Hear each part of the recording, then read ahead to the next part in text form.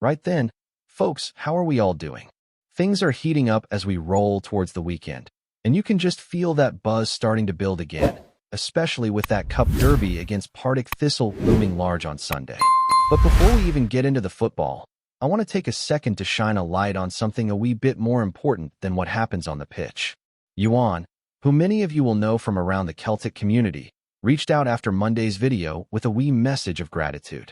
He's been running a fundraiser to support medical aid for Palestinians, and since we spoke about it, the donations have absolutely flown in.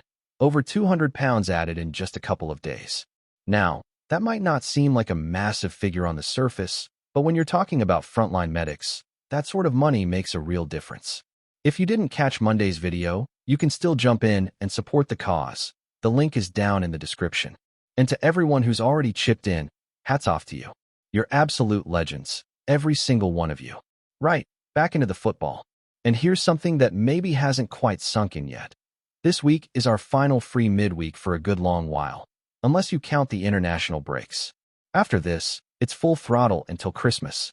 Cup games, league games, European nights. It's going to be relentless. Starting with this trip to Firhill against Partic, the schedule ramps up and basically doesn't let up. If you look at it from now until mid-December, possibly up to the League Cup final, it's weekend then midweek, again and again and again. The fixtures just don't stop. It's the kind of run that can really shape a season, either for better or worse. And while some folk might look at this year's draw in Europe and say it lacks that glamour of the Champions League, let's not kid ourselves. There are some proper tests ahead. Red Star Belgrade, Roma, Sturm Graz, these are no mugs. All of them were either in the Champions League or pushing for it last year, and they'll be hungry. We're going to need to be sharp, deep, and ready for rotation. Speaking of rotation, you'd expect to see some fresh legs come into the fold this weekend. We're entering that stretch of the season where managing minutes becomes just as important as who starts. And of course, that means keeping a close eye on the injury list, which unfortunately has a few names on it at the moment. Hoda, Ralston, Trusty, and Alistair Johnston were all missing from training this week. Starting with Hoda, the latest update we've got is still pointing to a return around the turn of the year. He's making progress, which is great, but you can't rush these things. The type of injury he suffered isn't something you just bounce back from. There's always going to be a question mark about whether he'll come back as the same player, at least initially. Fingers crossed he continues on the right path and can give us a big boost in the second half of the season. As for Anthony Ralston, Brendan Rodgers mentioned last week that he's currently in a protective boot, which all but rules him out for this weekend and probably the next one too.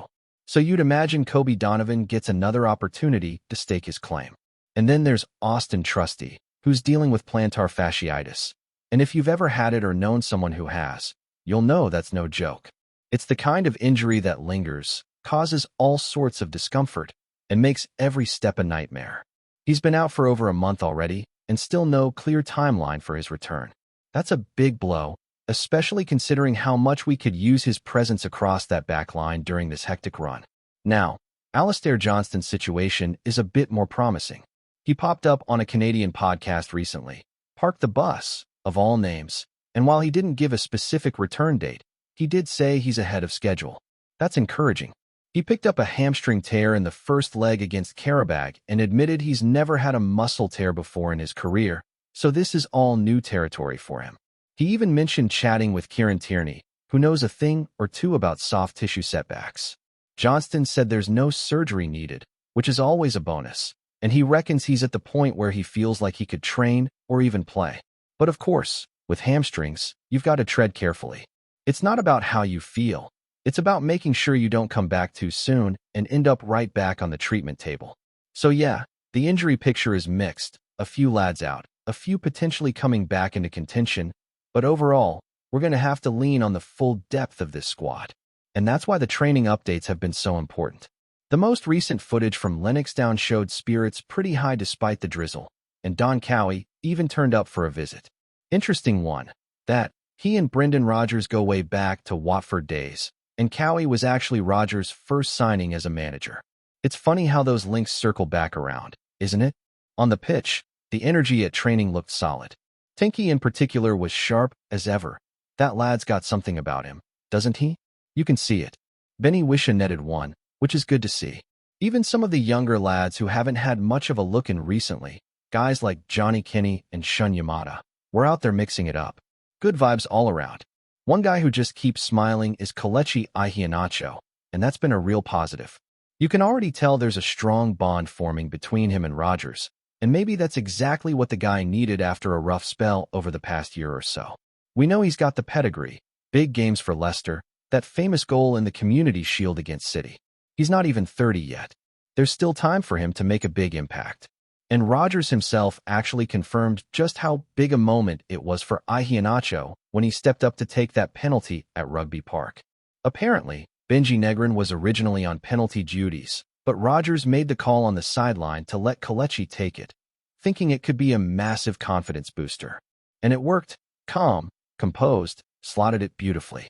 Rogers even mentioned how similar it was to that Community Shield goal, which again speaks to how much trust he's putting in the player already. The big question now is whether Kelechi starts against Partic or maybe gets the nod in Belgrade midweek. Either way, you feel like his moment is coming. Rogers spoke a bit about other players as well. Kobe Donovan got a nice bit of praise. The manager loves his attitude in training, says he brings that same bite into matches. Daisen Maeda, he said, has had a tough summer, but the hope is that's behind him now and he can get back to doing what he does best. And then there's Sebastian Tanky. And look, we need to talk about this guy. Honestly, there's just something electric about him. Rogers mentioned that he was telling the rest of the team during his debut that they need to get the ball to him faster because he's that good in one-on-one situations. In the second half, they did just that, and you could see the difference.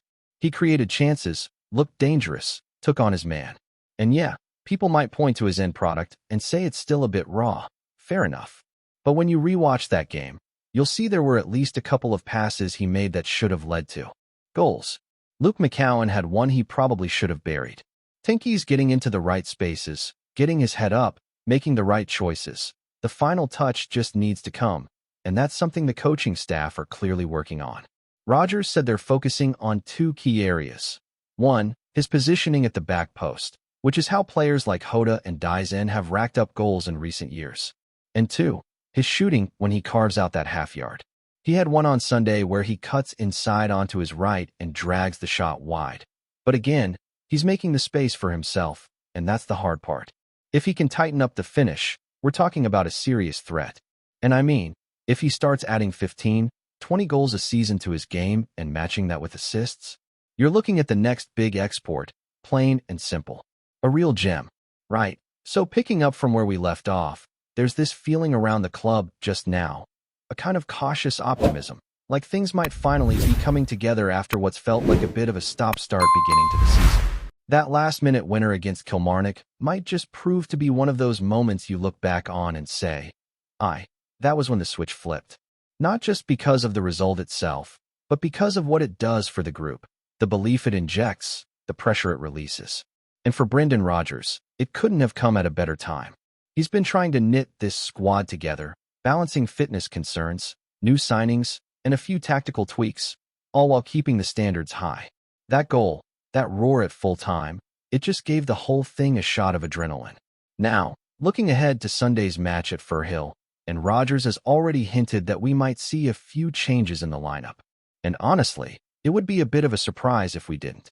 With the Europa League starting up next week and the fixture list about to become absolutely mental, this is the sort of game where you've got to trust your squad depth. We've got lads like Donovan who've shown they're ready, guys like Tanky who need more minutes to build rhythm, and others like Iheanacho who could be about to hit a proper run of form.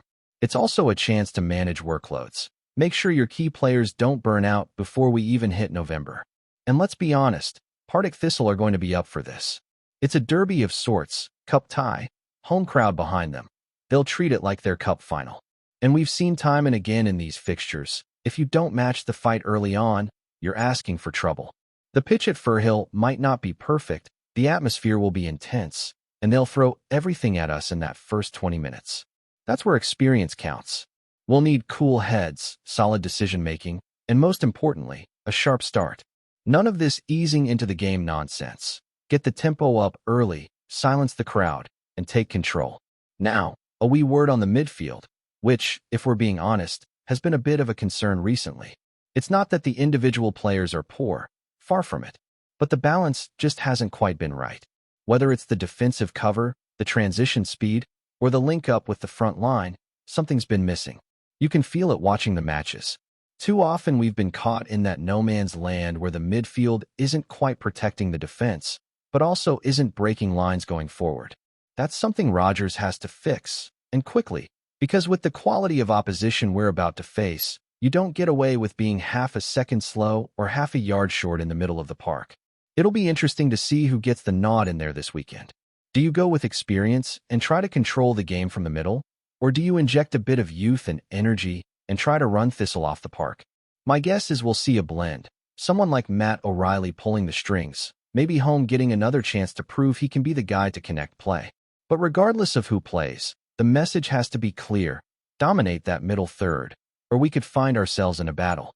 Shifting focus slightly, there's also a bit of buzz around the leaked Crest for the 2026-27 season.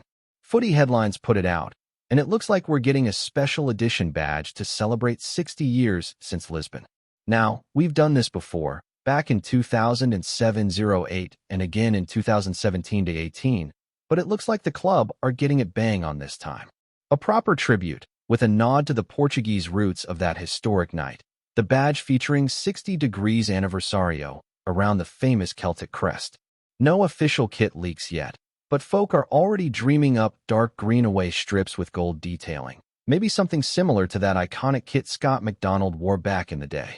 Feels like the kind of touch that gets fans excited, not just for what's ahead, but for the memories that still live in every supporter's heart. And while we're on the subject of nostalgia, a quick shout to Adam and Darren O'Dea. Pulled off a cracking result midweek as their Swansea City side came from 2 down to beat Nottingham Forest in the EFL Cup. Bit of a statement win, that. And fair play to them. It's always good to see former Celts making waves in management, and maybe, just maybe, planting the seeds for a future return to the club in some capacity. You never know how these things unfold. Back to the present, though, and you can feel the mood around Lennoxtown is gradually shifting. It's not euphoric yet, but it's not flat either. There's a quiet determination building. Rodgers, for all the criticism that's come his way, seems more settled now.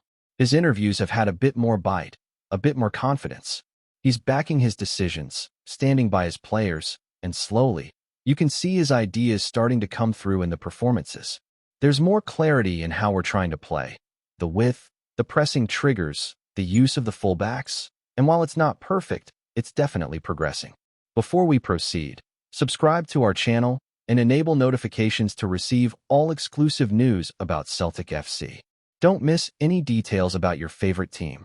It's extremely important for Celtic FC fans. There's a certain buzz making its way through Glasgow this week, a murmur that has grown louder with each passing hour, and it now seems to have settled into something far more concrete. Word from Parkhead is that Celtic have secured the signature of North Macedonian midfielder ENIS BARDHI, a move that could give Brendan Rodgers' side a new dimension in the middle of the park. While the club has not yet unveiled the player in front of the cameras, whispers from those close to the deal suggest it is all but official. BARDHI is bound for Celtic Park. Supporters have been quick to dissect what this addition could mean for the squad. BARDHI, known for his clever passing range and a knack for scoring from distance, arrives with the sort of flair that tends to capture the imagination of fans in the stands.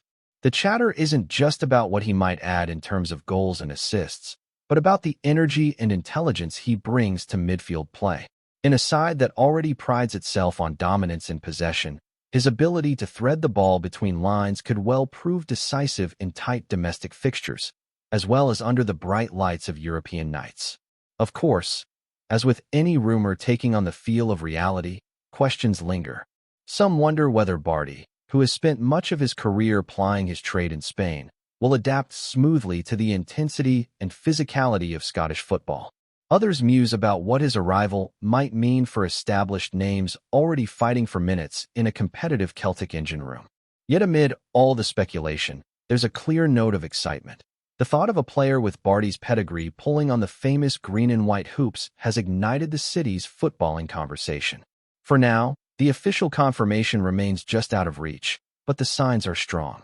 If the deal is indeed sealed, as the whispers insist, then Celtic may have just secured a key piece in their quest for domestic dominance and a more daring run in Europe.